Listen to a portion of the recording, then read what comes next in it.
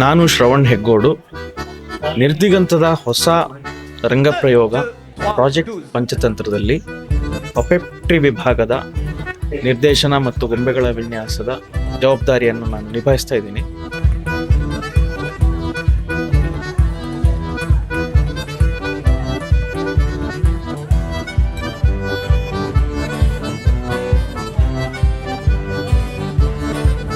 ಪಂಚತಂತ್ರದ ಸಹಸ್ರಾರು ವರ್ಷಗಳ ಹಿಂದೆ ಇದ್ದ ಕಥೆಗಳನ್ನು ನಾವು ಈಗಿನ ಕಾಲಕ್ಕೆ, ಈಗಿನ ದೃಷ್ಟಿಕೋನಕ್ಕೆ ಹೇಗೆ ಅದನ್ನು ಪ್ರಸ್ತುತಗೊಳಿಸ್ಬೋದು ಅನ್ನುವ ಒಂದು ಪ್ರಯತ್ನ ಮಾಡ್ತಾ ಇದ್ದೇವೆ.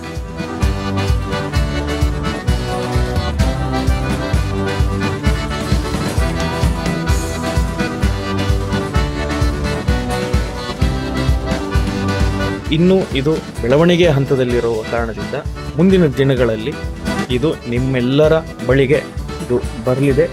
ನಿರೀಕ್ಷಿಸಿ.